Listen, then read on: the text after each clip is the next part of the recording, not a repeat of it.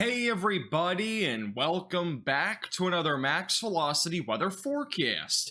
And in today's forecast, we'll be talking about multiple storms over the next several days that'll increase the risk for severe weather and bring a significant threat for flash flooding over the next 48 hours. I'll give you the latest breakdown on everything that you need to know in this forecast, but let's first begin with what's happening across the United States today. And we'll first begin with the Central Plains, and this is where we've had a lot of storm activity already today, and more is to come over the next 24 hours. As of right now, we do have some showers and storms rotating around a heat dome that's down in the southern plains. This is essentially a high pressure system, more dominant in the upper levels, which is kind of allowing for the spin that you're kind of seeing here with those showers and storms. Main area of convection right now is currently located down near Missouri and as well as Arkansas. That's been bringing some flash flooding to parts of Missouri over the past 12 to 24 hours, and even a little bit of severe weather. And then further off to the north, lots of showers and storms ongoing, and we're going to continue to see an increased risk for severe weather in many of these areas over the next 48 hours. And we're going to break down all that for you in this forecast, so make sure you stay tuned.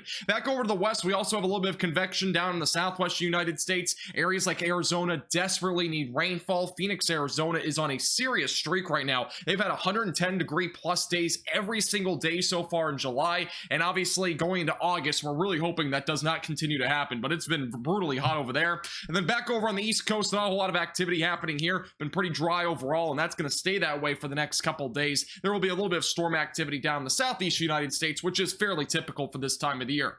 One thing I do want to point out, there are a ton of watches and warnings across the southern and central plains. Heat advisories are in these oranges, and that's for today. We also have those excessive heat warnings that are ongoing in the purple areas, and then that little pink area that you see just along and west of I-35 near DFW, we do have red flag warnings in effect for today. That is because it's going to be very dry, windy, and very hot, and that'll be able to spark wildfires much quicker, so definitely make sure you're monitoring that very closely. A lot of burn bans in effect as well down there in parts of Texas. Now let's talk more about the weather pattern that's impacting the United States right now, and we're going to look at the jet stream, which really controls the weather patterns across the United States. And as of today, we have that massive heat dome that's sitting down in the southern plains, keeping areas like DFW, Dallas, Fort Worth, and North Texas very hot. We have high temperatures as high as 110 degrees today, and that is because of this heat dome sitting there, and that's really increasing not just the dry air, but also increasing the heat that's ongoing there. Now, our jet stream's lifted back out to the north. It's actually going to be located basically along the Canada and United States border, and then back through areas near the mid-Atlantic region. That's where it extends to. That's actually allowing for that low pressure system that's over in Canada to filter in some cooler weather to the northeast United States. So if you're back over that direction, it's a little bit cooler than what it has been the last few days. Low temperatures have dropped as low as the 50s in some areas there. But as we go throughout the week, we're going to have to watch some things very closely. Once we get closer to Thursday, that heat dome doesn't move a whole lot. It'll actually move a bit down to the south, but the jet stream overall becomes much weaker, and you'll actually notice the jet stream is going to be located back up here. We'll be watching for a small storm action, maybe back up in southern Canada, and then that jet stream will dip more down to the south and southeast for those in the northeast United States, still allowing for below average temperatures across many of those areas. But once we get near the weekend, this is where things will get very interesting. And the main reason why is because we'll be watching this little ejection back over in the western half of the United States with this jet stream going into Saturday into Sunday. This will allow for a low pressure system to bring the threat for severe weather to parts of the central plains. In fact, the Storm Prediction Center has already issued a slight risk for severe weather across a large chunk of the central plains, where we actually could see maybe a small scale severe weather outbreak. And we'll talk about more details on that later in this forecast. Once we go through the weekend and into early next week, that low pressure system will move off to the east. Jet stream is much further to the south than what it has been recently. That'll allow for that heat dome to be way down here, which will actually allow for cooler weather across much larger chunk of the United States. And again, that will start to come more into fruition as we go into the second week of August, which we'll wait and see what happens over the next few days and see if that actually does start to transpire. We'll definitely have to watch that very closely. All right, let's talk a little bit about the flash flooding potential over the next 48 hours, and then we'll talk about the severe weather threat. As of right now, there are 2 days that we have to watch for the flash flooding concerns, one of which is today. We've seen a lot of the rainfall already happen today, but there's going to be another round of showers and storms later this evening that'll bring additional rainfall and flash flooding concerns, especially across Missouri and near the St. Louis area. There's a moderate risk of flash flooding in that red shaded area. That is where we definitely have to watch for that potential for several inches of rain. And then heading into wacky weather Wednesday, we do currently have a moderate risk for flash flooding that actually does include St. Louis. So if you're in the St. Louis area or just west of St. Louis,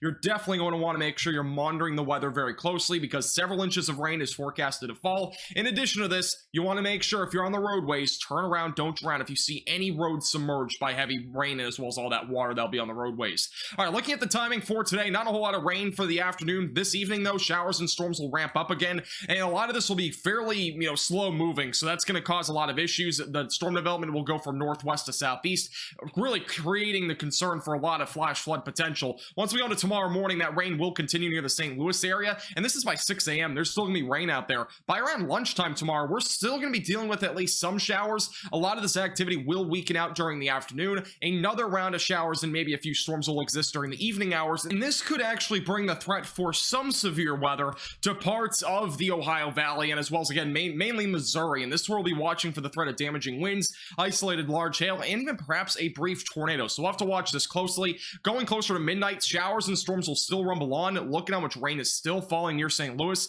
Eventually going into Thursday morning, all this activity should finally move away from Missouri. What are we talking about in terms of rainfall? This also includes what we saw this morning, but notice how much rainfall is currently being expected across this region, at least being forecasted. As of right now, 2 to 4 inches is likely widespread across this region from eastern Missouri, southwest parts of Illinois, and even parts of western Kentucky, but there will be a few spots getting as high as 8 inches of rain, and that's going to be very isolated though, but it's still a threat over the next couple of days. Now let's talk more about the severe weather potential for the upcoming days, and we'll begin with today. There is currently 2 slight risks of severe weather. We have one back over in the central plains, another one in the northern plains. The main concern for today will be damaging winds and large hail. There will not be a whole lot else to it. We're not really looking at a tornado risk, nothing too significant overall. A lot of the activity that we'll see will be fairly isolated. So for today, timing over in the central plains, storms will fire up during the afternoon, right around 4 or 5 o'clock over in Colorado and western Nebraska. Eventually going closer to around 8, 9 o'clock in the evening, these storms will move off to the east. Damaging winds, large hail, the main concerns, and eventually by midnight, storms will continue to roll off to the east. A lot more storm activity in Nebraska, and that activity will be primarily, again, damaging winds, and then eventually by tomorrow morning, that activity will weaken out. Then heading into wacky weather Wednesday, I mentioned this before, but those in Missouri, that is where we're watching for the threat of an isolated tornado, but additionally, mainly damaging winds and some sporadic hail. Back over in the high plains, a small marginal threat, same thing, sporadic damaging winds, maybe isolated large hail. Upper Midwest, mainly a damaging wind threat if any storms do impact those areas. That will not include Illinois, but it does include parts of northern Wisconsin. Again, the upper Midwest included in that risk. Here's the timing as we go into Wednesday. Again, we've kind of already shown you the Missouri area, but the storms will be going on in the afternoon and evening hours, and then eventually going into around 4 to 5 o'clock, we'll be watching for a couple of storms to fire up in northern Wisconsin. These initially will produce the main concern for large hail, but damaging winds is also a possibility. Right around 6 o'clock, storms continue to push down to the south. Storms ongoing near St. Louis. Those will be the ones with the main concern being damaging winds by around 9 o'clock. Eventually going closer to around midnight or so, notice a little storm activity back up in northern Wisconsin. That'll be our second round of storms. So that first round, couple of isolated discrete cells. The second round will be a little bit more of the sporadic damaging wind variety. We're not looking at anything too far beyond that. Most of that storm activity, though, should be weaker since it'll be impacting areas likely around, if not just after, sunset. And then going into tossing trampolines on tall trees Thursday, we do currently have a marginal threat of severe weather in the high plains. Damaging winds, large hail, the main concern then. And then going into Saturday, we have another risk of severe weather. And this is across the central plains. That is our slight risk of severe weather. We'll be talking about more on this in our next forecast. So make sure you stay tuned, make sure to subscribe to the channel, and like the video.